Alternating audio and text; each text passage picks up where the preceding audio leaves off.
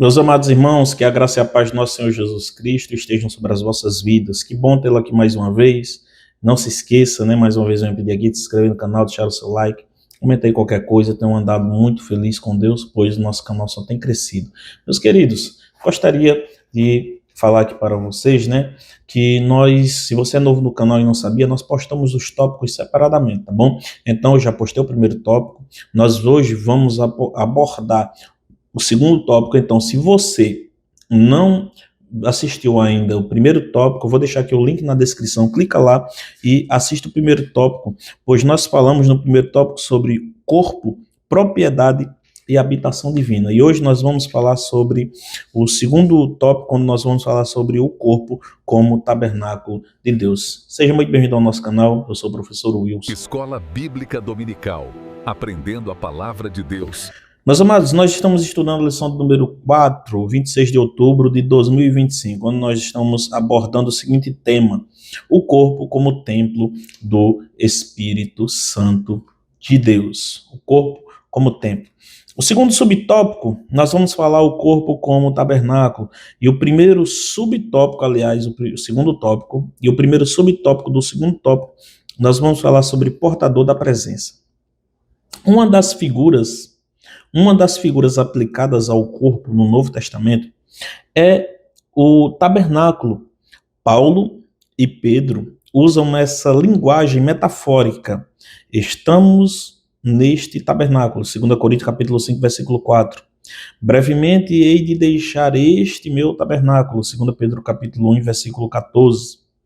Isso nos remete ao Antigo Testamento, ao tabernáculo de Moisés. E me farão um santuário e habitarei no meio deles. Êxodo capítulo 25, versículo número 8. E solidifica o entendimento do corpo como portador da presença de Deus. Romanos capítulo 8, versículo 11.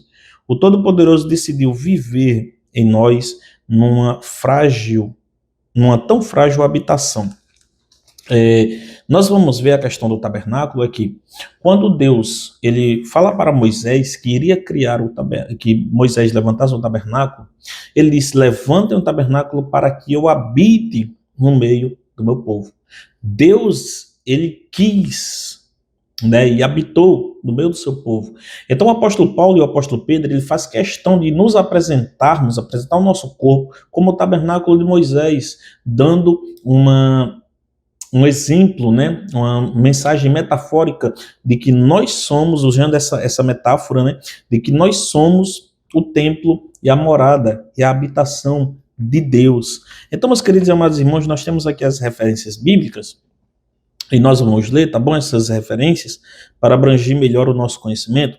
Em João capítulo 14, versículo 23, que nos diz assim, ó: Jesus respondeu e disse-lhe: se alguém me amar, guardará a minha palavra, e meu Pai o amará, e viremos para ele, e faremos nele morada. Eis aqui um exemplo já de que nós somos templo e morada do Espírito Santo, que nós temos aqui uma completude, né, da palavra ou da metáfora usada pelo apóstolo Paulo e pelo apóstolo Pedro, que nós somos o tabernáculo, né? 2 Coríntios capítulo 4, versículo número 7. Temos, porém, este tesouro em vaso de barro, este tesouro, o Espírito Santo, vaso de barro, nós, né? Para que a excelência do poder seja de Deus e não de nós. Apocalipse capítulo 3, versículo número 20.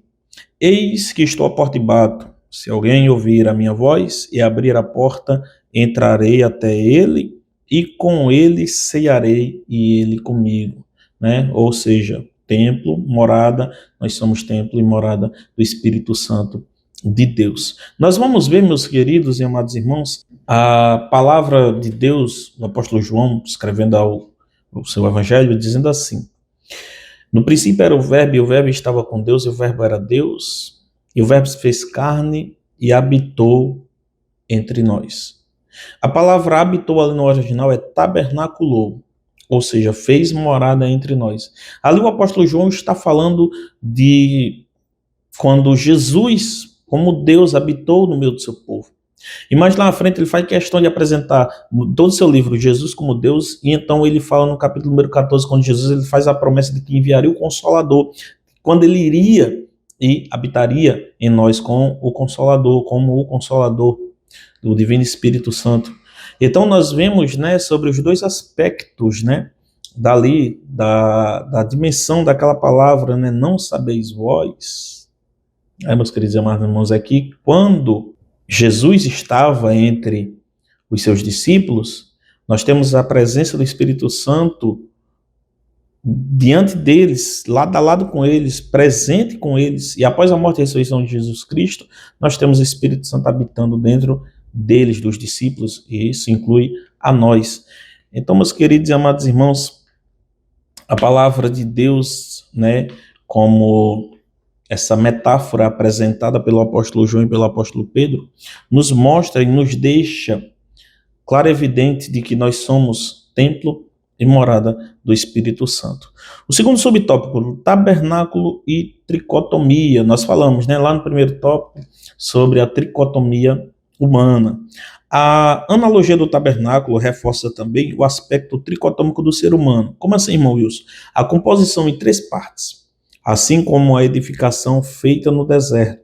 O tabernáculo, ele compreendia, ou seja, assim como a criação feita no deserto, nós temos aqui a representatividade da tricotomia, tanto no tabernáculo como no tabernáculo, aliás, nós temos a representação da tricotomia humana, que nós somos nós, né? A tricotomia, ela nos apresenta que nós somos corpo, alma e espírito. E o tabernáculo, ele traz essa representatividade, inclusive o próprio saudoso pastor Antônio Gilberto, ele faz também essa analogia e dá esta completude da palavra, apresentando o tabernáculo como uma visão tricotômica do nosso corpo. A primeira tem um pátio. O pátio era um espaço livre, que era onde a congregação entrava. O segundo era o lugar santo. O lugar santo já era uma parte mais reservada, onde o sacerdote entrava.